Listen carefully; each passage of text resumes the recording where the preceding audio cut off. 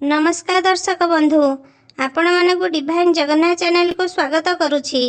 श्री हनुमान जयंती को श्री हनुमान जन्म उत्सव भाव पालन करा जाए। भारतर विभिन्न राज्य रे श्री हनुमान जयंती पालन तारीख और तिथि भिन्न भिन्न अटे। उत्तर भारत रे चैत्र मासर पूर्णिमा तिथि रे श्री हनुमान जयंती पालन करा जाए। ओडिया पंजिका अनुजाई प्रतिवर्ष महाविषुव पणा संक्रांति दिन में श्री हनुमान जयंती पालन करा जाए। चलित वर्ष 14 एप्रिल 2026 मंगलवार दिन श्री हनुमान जयंती अनुष्ठित हेब। श्री हनुमान माता अंजना और पिता केसरी पुत्र भाव जन्मग्रहण करथिले।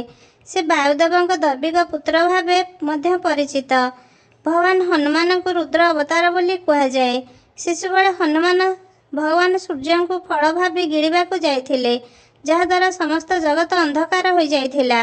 भगवान इंद्र श्री हनुमान को वज्रायुध द्वारा आघात करथिले, फल श्री हनुमान थोड़ी आघात पाइथिला।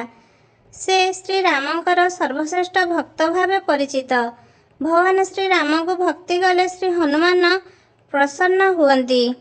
से चिरंजीवी अर्थात से पृथ्वी रे सदा विद्यमान।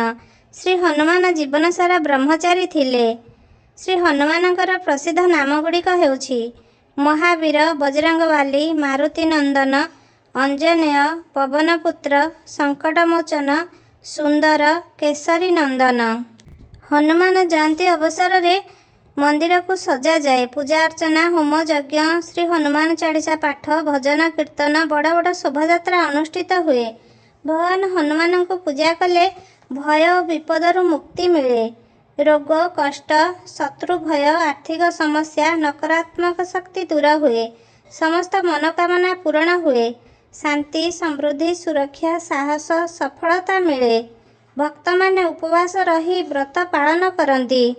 कुस्ती, क्रीड़ा, मार्शल आर्ट सहित जड़ित लोक मैंने श्री हनुमान को गुरु भाव माने साहस, शक्ति, निर्भरता पाई पूजा और प्रार्थना करती। श्री हनुमान जयंती घरे और मंदिर रे पालन करा जाए। पूजा दिन ब्रह्म मुहूर्त उठी स्नान सारी शुद्ध वस्त्र परिधान करती। घरे पूजा करथिले पूजा स्थान को परिष्कार परिच्छन्न करी फूल और आलोक माला सजा जाए। गोटा पान पत्र रे भगवान श्री राम का नाम लिखि पूजा स्थान रे सजा जाए। पूजा स्थान रे गंगा पानी सिंचन करी पूजा पीढ़ा किंबा खटुली रखा जाए। लाल रंगर वस्त्र बिछा जाए। कलश स्थापना करा जाए। श्री हनुमान मूर्ति होइथिले पंचामृत शुद्ध जल रे स्नान करा जाए। फटो होइथिले पंचामृत सिंचन करा जाए। लाल रंगर वस्त्र, चंदन, सिंदूर, लाल रंगर फूल, फूलहार अर्पण करा जाए। धूप, घी दीप प्रज्वलन करा जाए। श्री हनुमान चालीसा, सुंदर कांड, रामायण पाठ करा जाए। विभिन्न प्रकार गोटा फल, बुंदी, लड्डू भोग रूपे अर्पण करा जाए। आरती वंदापना करा जाए। पुष्पांजलि दिया जाए। क्षमा प्रार्थना करी पूजा संपन्न हुए। पूजा पर हनुमान सिंदूर नहीं मथारे लगा जाए। प्रसाद बंटन करी प्रसाद ग्रहण करा जाए। संध्या समय आरती करा जाए। हनुमान चालीसा पाठ करा जाए। पूजा पर दिन पूजा सामग्री पानी रे विसर्जन करा जाए। एही शुभ दिन रे सेवामूलक कार्य, खाद्य और पानी बंटन करा जाए। आपण माने भक्ति और निष्ठार सहित श्री हनुमान जयंती पालन करी श्री हनुमान कृपा लाभ करंतु। जदि आपण मानक आम भिडियोटी भल लागी लाइक, शेयर, कमेंट एवं सब्सक्राइब करिया को भूलंतु नहीं।